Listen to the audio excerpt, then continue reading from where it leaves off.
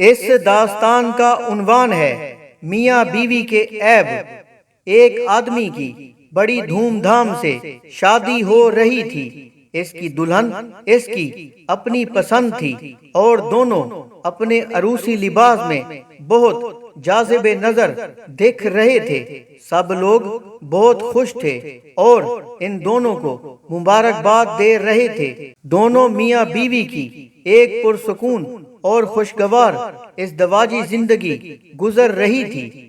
ایک دن صبح ناشتے کی ٹیبل پر بیوی نے میگزین میں کوئی آرٹیکل پڑھا تو اپنے شوہر کو سنایا کہ میاں بیوی کی زندگی مزید نکھر سکتی ہے اگر وہ کھل کر ایک دوسرے کو اپنی وہ عادتیں بتائیں جن سے وہ ایک دوسرے سے خفا ہوتے ہیں۔ دونوں نے ارادہ کیا کہ کل کی صبح ناشتے کی ٹیبل پر ایک دوسرے کو اپنی اپنی لسٹ بنا کر سنائیں گے کہ ہمیں ایک دوسرے کی کون سی خصلتیں ان کو ناگوار گزرتی ہیں۔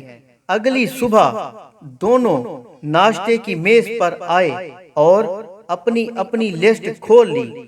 پہلے میاں نے اپنی لسٹ میں سے پڑھنا شروع کیا۔ بیچ میں اس کی نظر اپنی بیوی پر پڑی تو وہ بیچاری رو رہی تھی۔ اس کو کچھ سمجھ نہیں آیا کہ کیا ہوا۔ اس نے اس سے پوچھا کہ تمہیں برا لگ رہا ہے تو میں رک جاتا ہوں۔ وہ بولی کہ نہیں، پلیز آپ آگے بتائیں۔ اس نے اپنی ساری لسٹ سنا ڈالی۔ پھر بیوی کی باری آئی۔ اس نے اپنا کاغذ اپنے خاوند کو تھما دیا۔ اس نے دیکھا تو اس کا کاغذ بالکل کوڑا تھا۔ اس کی آنکھوں سے بھی آنسو جاری ہو گئے۔ اس کی بیوی بولی کہ آپ جو ہیں، جیسے ہیں، بالکل ایسے ہی مجھے پسند ہے اور میں آپ میں کچھ بھی تبدیل نہیں کرنا چاہتی۔ آپ کی کوئی بھی عادت مجھے بری نہیں لگتی اور آپ جس بھی حال میں رکھیں گے میں باخوشی رہ لوں گی۔ شوہر کا دل پسیج گیا اور وہ بہت پشیمان ہوا۔ اس نے اپنی بیوی سے معافی مانگی اور دونوں کا رشتہ مزید بہتر، پائیدار اور مضبوط ہو گیا۔ کسی بھی رشتے کو مضبوط بنانے کے لیے ضروری ہے کہ ہم دوسرے انسانوں کی خوبیوں پر توجہ دیں، نہ کہ اس کی عیب جوئی کریں۔ کبھی کسی میں بھی برائیاں تلاش کرنے سے بہتر ہے کہ اس کی اچھائیاں دیکھی جائیں۔ محبت ایک ایسا بے لوث جذبہ ہے کہ ہم کسی کی تمام تر کمزوریوں کے باوجود اس سے عشق کرتے ہیں۔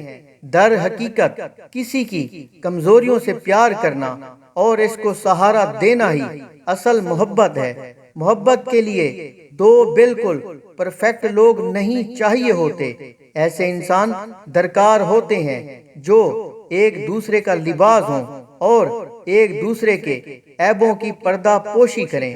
اگر کوئی یہ کہتا ہے کہ وہ آپ سے پیار کرتا ہے اور وہ آپ کو مسلسل حقارت کی نظر سے دیکھتا ہے تو اس کی زبان پر نہیں، اس کے رویے سے اس کو جانچیں، اور ایسی زہریلی رشتہ داریوں سے بہتر ہے کہ آپ تنہائی میں وقت گزار دیں۔ زہریلے رشتے انسان کو تھکا دیتے ہیں اور اس کی صحت گر جاتی ہے۔ وہ جس طرح اپنی اولاد اور بزرگوں کو اہمیت اور وقت دے سکتا تھا وہ نہیں دے پاتا۔ ایسے رشتے پہچانیے اور پہلے وقتوں کی طرح پوری زندگی برباد مت کریں۔ ایسے رشتے سے نکلیں اور اپنی اور اپنے لوگوں کی زندگی کو خوبصورت بنائیں۔